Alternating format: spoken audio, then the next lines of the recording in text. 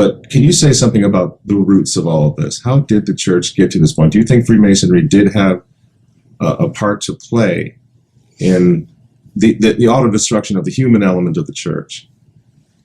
It is obvious and logic, because if we know what Freemasonry is, and we know what Freemasonry is, this is the anti-church. Exactly the opposite of what Christ founded his holy church. This is the exact opposite. So the church of the enemy of God, and specifically of Christ. They present themselves, we are not against religion. Of course, they are not against religion. But they are against the uniqueness and exclusivity of Jesus Christ and his holy church, against divine revelation. And therefore, of course, every clever and cunning enemy will try to eliminate, to destroy his enemy. And the church is, the Freemasonry declared since the beginnings of their work and existence, always the Catholic Church as the greatest and as the enemy par excellence. We have several affirmations from high-ranking Freemasons all over the history of the church. This, you cannot deny this. This is not a theory of conspiracy. It would be ridiculous. It is their facts and proofs. And so, and therefore, but the most efficient means in strategy to damage, to harm your enemy is to penetrate inside this. Like a virus in our body who is destroying the immunity of our body and the health. Mm-hmm. And so they did this. First, they started to fight directly against the church during the French Revolution. It was a demonstration. And then during different moments in the church and in European history, and in Latin America, substantially there were Freemasonic governments. And then they used a tool in a very wide scale to fight against Christ. It was the Communist October Revolution. It is proven with documents that they gave logistic, financial, and other support to Freemasons in Europe to do the October Revolution in Russia. And the first and Lenin himself was member of several Freemasonic lodges in Europe, and his close collaborators, all by names, were the mostly of them were Jewish Freemasons, Russian Jewish Freemasons. Mm.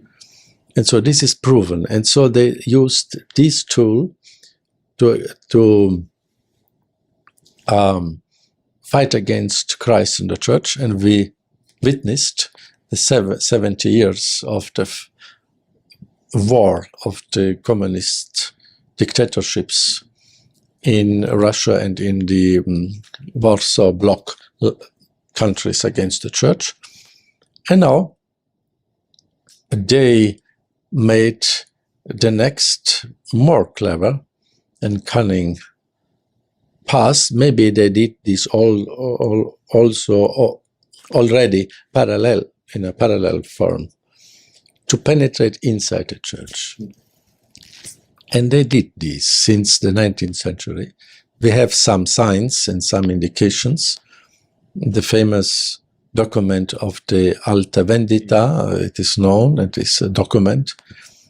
And And then, of course, they penetrated in the seminaries, in the faculties with their liberal ideas. Yes. And this is the relativism. There is no stable and immutable truth. This is the core of Freemasonic ideology, that we, human being, is the author of truth and can change this to his desires. And so it is the core of the modernism, of the thinking, the relativism, and the completely naturalism, anthropocentrism. And Freemasonry is, by definition, naturalism. It's completely anti-supernatural, anti-revelation. And so we see the same marks. It's not, I will not say that the modernists were Freemasons, but the shape of thinking were very similar. They were contaminated by this manner of thinking. And since then, the modernist movement in the church penetrated ever more and reached their, how do you say? I would say they reached their peak at the Second Vatican Council, because they used this church assembly as a tool to promote ever more their relativistic, anthropocentristic, naturalistic theories in the theology, in the liturgy, in the life of the church, in the pastoral life. And so we have already this. And after the council, they managed, the modernists, and partly also, we cannot exclude these partly also true members of Freemasonry, who got high-ranking positions in the church. Like a Bugnini, perhaps. Yes, and others who were hidden, maybe. This was a parallel. Other simply modernists who were not linked with Freemasonry, but they were thinking in a similar way, this naturalistic, relativistic mode. And so, or already convinced Freemasons in the ranks of the episcopacy and the cardinals, and other, maybe even nuncios. And they, of course, helped the modernist clergy, who were not Freemasonic, but their similar thinking, they promoted them to high positions of the church. And so it is evident that this is a strategy, and now we have, with this pontificate, we are witnessing how, without blunting, without shame, real, evident heretics, deniers of the Catholic truth, are not only promoted to high-ranking church offices, but they are in some way even given a reward